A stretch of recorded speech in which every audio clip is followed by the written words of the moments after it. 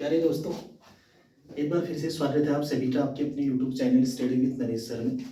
आज हमने class 10th maths में प्रश्नावली 10.2 जो एनसीईआरटी की है, वृत्त से रिलेटेड जो प्रश्नावली है उसका प्रश्न नंबर 10 लिया है। प्रश्न नंबर 10 हमने लिया हुआ है। तो प्रश्न नंबर 10 क्या है? सिद्ध कीजिए कि किसी बाह्य बिंदु से किसी वृत्त पर खींची गई स्पर्शी रेखाओं के बीच का कोण स्पर्श बिंदुओं को मिलाने वाले रेखाखंड द्वारा केंद्र पर अंतरित कोण का संपूरक कोण होता है। तो सबसे पहले दोस्तों हमें ये समझना है कि संपूरक कोण क्या होते हैं। आपने छोटी क्लासों में पढ़ा होगा संपूरक कोण हम किसे कहते हैं। छोटी क्लासों में संपूरक कोण के बारे में हमने पढ़ा था कि ऐसे दो कोण जैसे कोण ए या कोण बी है या कोण 1 या कोण 2 है, इन दोनों को जोड़ने के बाद एक्सोएसियंस आ जाए। किन्हीं भी दो कोणों को जोड़ने के बाद जब एक्सोएसियंस हमें प्राप्त होता है तो वो दोनों कोण संपूरक कोण कहलाते हैं। आप प्रश्न को जरा ध्यान से समझते हैं। एक चीज तो समझ में ये आ रही है कि दो ऐसे कोण हैं जिनको हमें ये साबित करना है कि दोनों को जोड़ने के बाद एक्सोएसियंस आए। अब ये प्रश्न है, सिद्ध कीजिए कि बाह्य बिंदु से, ये जो P है, यहाँ पे जो P दिखाई दे रहा है ये एक बाह्य बिंदु है। P बाह्य बिंदु है और बाह्य बिंदु से किसी वृत्त पर खींची गई स्पर्श रेखाओं, ये जो दिखाई दे रहा है ये टच करते हुए जा रही है जो लाइन, ये स्पर्श रेखा है। ये लाइन जो टच करते हुए जा रही है ये भी स्पर्श रेखा है। तो स्पर्श रेखाओं के बीच बना कोण, स्पर्श रेखाओं के बीच में जो कोण बना है वो दोस्तों ये है। एक कोण तो ये है। दूसरा किसकी बात कर रहे हैं? कोण स्पर्श बिंदुओं को मिलाने वाले रेखाखंड द्वारा केंद्र पर अंतरित कोण। अब स्पर्श बिंदु जो वृत्त को टच कर रहे हैं, एक बिंदु तो Q है जो वृत्त को टच कर रहा है, दूसरा बिंदु R है जो वृत्त को टच कर रहा है, तो इन को कहते हैं स्पर्श बिंदु। स्पर्श बिंदु एक R है हमारे पास, दूसरा बिंदु Q है। तो इन दोनों को मिला दें केंद्र के साथ। इन दोनों को अगर मैं केंद्र के साथ मिलाऊं तो मुझे क्या मिलता है? स्पर्श बिंदुओं को मिलाने वाले रेखाखंड द्वारा केंद्र पर अंतरित कोण। तो स्पर्श बिंदुओं को ये दो रेखाएं मिला रही हैं और इन दोनों के बीच में ये वाला कोण बन रहा है। अब हमारा टारगेट ये है कि हम कुछ भी करके ऐसा साबित करें कि इस P वाले कोण को और इस O वाले कोण को जोड़ने के बाद एक्सोएसियंस होता है। P और Q को जोड़ने के बाद दोस्तों एक्सोएसियंस प्राप्त होता है। तो हम ये साबित कर देंगे कि P और O दोनों ही संपूरक कोण हैं। तो संपूरक कोण साबित करने का एक ही तरीका है, हम दोनों को क्या साबित कर दें? इन दोनों को जोड़ने के बाद एक्सोएसियंस होता है, ऐसा प्रूव कर देते हैं। तो दोस्तों एक बड़ी जो है हमें बताया है मैथ्स की किताब ने, एनसीईआरटी ने, वो ये बोला है कि अगर स्पर्श बिंदु को केंद्र के साथ मिला दें, स्पर्श बिंदु को केंद्र के साथ मिला दें तो हमें वृत्त की त्रिज्या मिलेगी। इसका मतलब ये जो OR नजर आ रहा है ये वृत्त की त्रिज्या है। ऐसी इसी केंद्र को Q के साथ मिला दें, ऐसे Q के साथ मिला दें तो OQ भी वृत्त की त्रिज्या है। अब नियम ये होता है कि जो वृत्त की त्रिज्या होती है वो स्पर्श रेखा पर लंब होती है। फिर से एक बार, कोई जल्दबाजी नहीं है।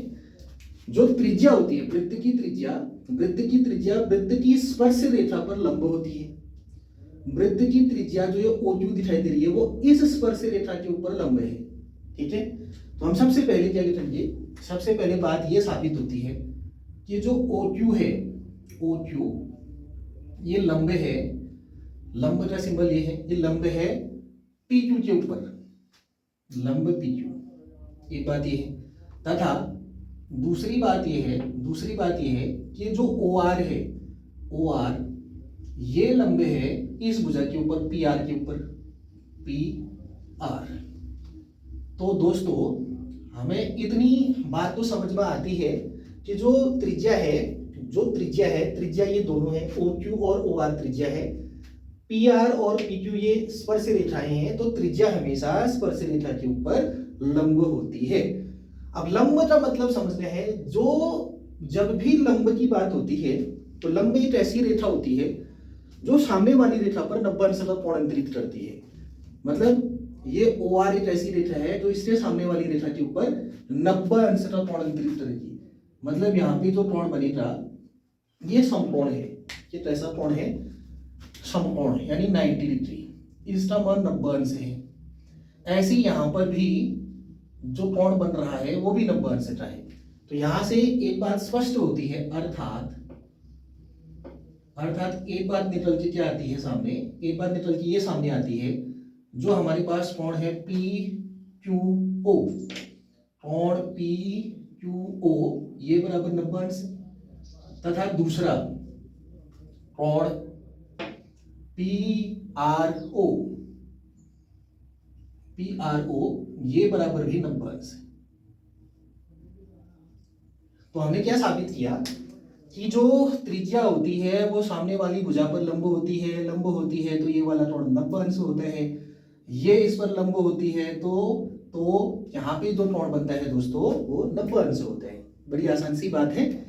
अब एक चीज और समझते हैं, वो ये है कि जो हमें ये दिखाई दे रहा है पी आर ओ क्यू,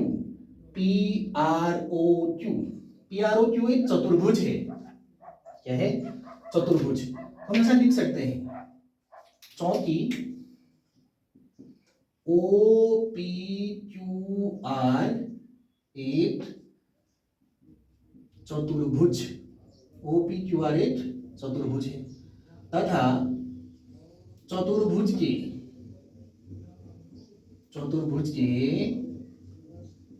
अंतः कोणों का योग, चतुर्भुज के अंतः कोणों का योग बराबर होता है 360 अंश। चतुर्भुज के चारों कोणों को जोड़ने के बाद 360 अंश मिलता है। ये कहानी समझ में आनी चाहिए। ठीक है दोस्तों, तो आगे बढ़ते हैं। तो हमारे पास कौन कौन से कोण हैं? एक तो ये P वाला है, P प्लस दूसरा ये है R वाला, प्लस R, तीसरा ये है Q वाला, और दोस्तों चौथा ये है O वाला। तो कोण P प्लस कोण R प्लस कोण Q प्लस कोण O करेंगे तो चतुर्भुज के नियम के अनुसार इन सब कोणों को जोड़ने के बाद, इन चारों कोणों को जोड़ने के बाद जो इनका योग आता है वो आता है 360 अंश।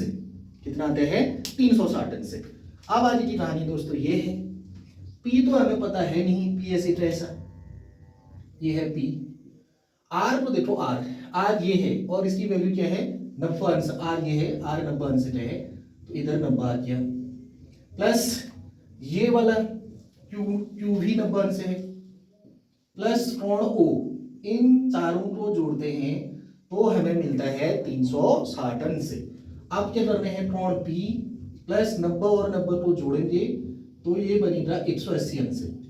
90 प्लस 90 180 अंश, प्लस O बराबर हो गया 360 अंश।